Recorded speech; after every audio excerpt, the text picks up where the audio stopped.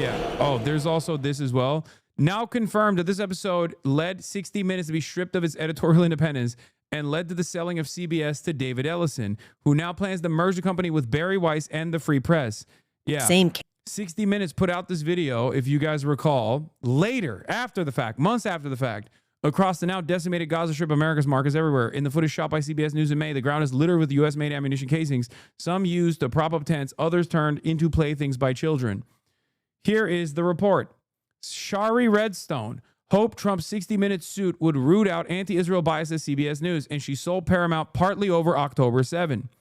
Redstone told The Times that for years she had resisted entreaties from potential suitors eager to buy Paramount. What pushed her finally to agree to sell the family business was the October 7th massacre of an estimated 1,200 Israelis. Now, let me tell you something. Why is there this much fucking power in the hands of one person? Why are we at the mercy of a bunch of freak-ass billionaires, bro? Like, that's so crazy to me. There should be some kind of safeguard against this. You know what I mean? But of course, because this kind of power accumulation is a normal part of capitalism, that you got a bunch of oligarchs who could just be insane. You know? You could have an oligarch who's like, sorry, dog, I saw October 7, am Israel high, sucks to suck. Anyone that ever criticizes Israel going forward is done. And I'm going to tank this fucking entire media institution because they're not sufficiently pro-Israel. That is crazy. That is a crazy thing.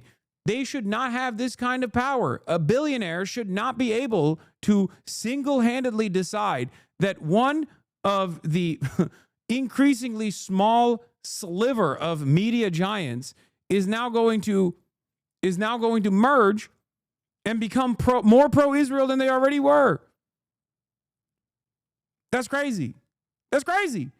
Once that happened, I wanted out, she told The Times. I wanted to support Israel and address the issues around anti-Semitism and racism.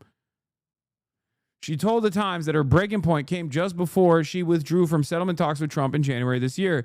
CBS aired a 60-minute segment featuring State Department officials who quit over American support for Israel's Gaza war, a piece the American Jewish Committee blasted as shockingly one-sided, lacked factual accuracy, and relied heavily on misguided information. Redstone wasn't alone in her concerns. Days after the segment aired, George Cheeks, who oversees CBS, shared Redstone's dismay about the Gaza episode. Yeah, Cheeks is right. Who shared Redstone's dismay about the Gaza episode and soon appointed veteran producer Susan Zirinsky as executive editor to review 60-minute segments, stripping the show of its traditional independence from corporate interference. In April, the longtime executive producer of 60 Minutes, Bill Owens, departed after Zirinsky's appointment undermined his autonomy.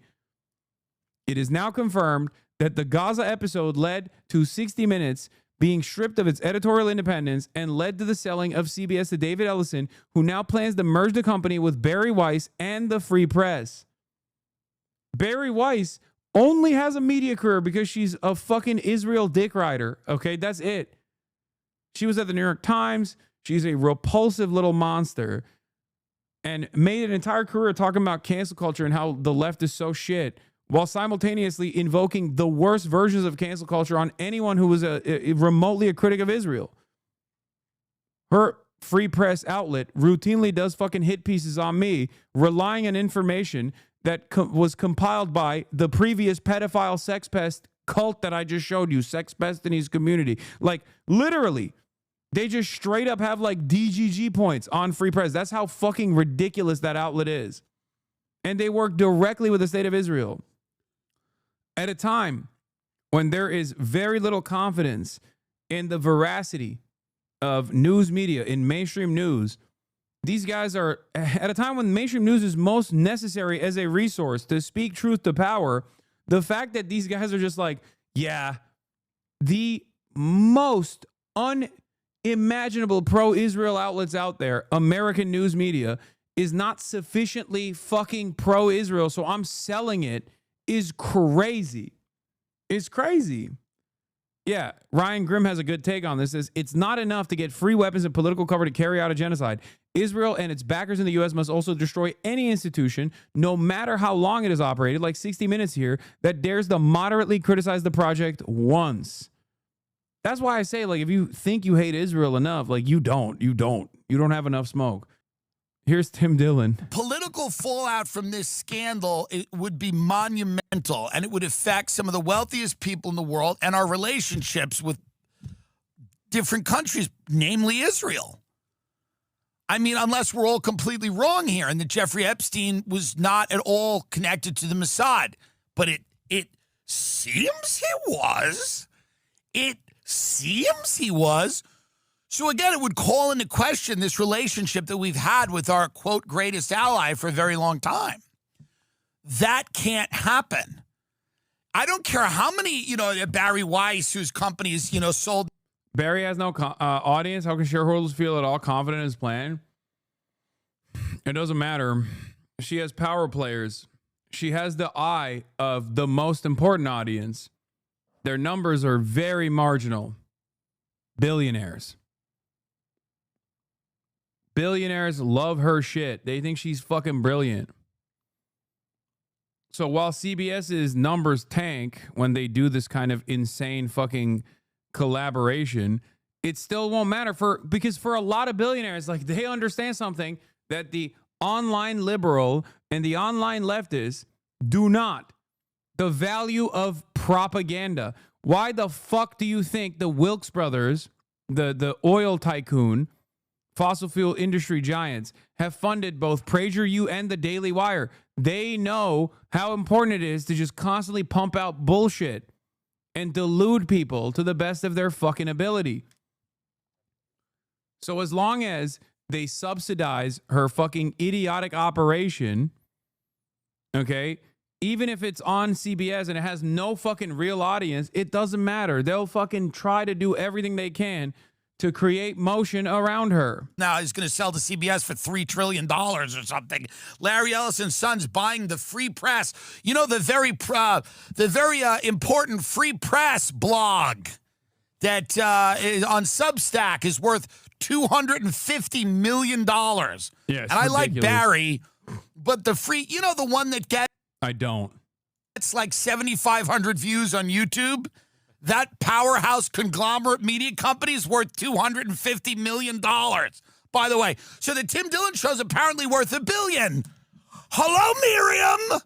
Where's my fucking money? $300 million, $250 million for Bari Weiss's blog, in which she interviewed megastar Ross Douthat from the New York Times about why conspiracies have taken the hold of the American mind. And Ross goes, well, the thing about conspiracies is there is an element of truth. Not in this one. There's not an element of truth. It's all truth. It's all the elements of all of the truth. It's not a kernel of truth. It's lots of kernels in a bag of popcorn. The State Department fired a spokesman for Israel-Palestinian affairs because he drafted a statement clarifying that the United States government opposes ethnic cleansing. What a proud legacy for Marco Rubio. The State Department fired his top press officer for the Israeli-Palestinian affairs following multiple disputes over how to characterize key Trump administration policies, including a controversial plan to relocate hundreds of thousands of Palestinians from the Gaza Strip that critics consider ethnic cleansing, according to U.S. officials and documents reviewed by the Washington Post.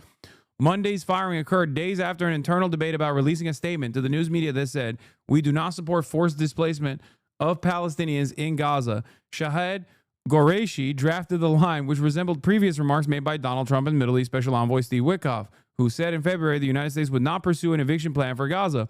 State Department leadership vetoed the move, instructing officials to cut the line marked in red and clear, according to a memo dated last week. Incredible stuff, man. It's just so fucking repulsive, dude. We are villains, okay? This is like Google deleting "do no evil" from their company motto, Actually, evil is fine, says Google. Google came out and was like, actually, we're fucking pro-evil. What do you mean, do no evil? I was wrong about that shit. What the fuck was I saying? Don't listen to me. I love evil. As a matter of fucking fact. Yeah. Do no evil, more like do evil. We took out the more, or we took out the no. Do more evil. It's an inevitability that every single for-profit institution, unless they're like a one-off, is always going to put profits over the interests of people. That's it. There are no safeguards. The only way that you could actually democratize this process is if workers had a say. That's why you see so many people doing sit-ins and protests internally at places like Microsoft, because they're like, this is unconscionable that like Microsoft is compiling data for the Israeli government so they can use it to like create assassination targets and shit. That's it.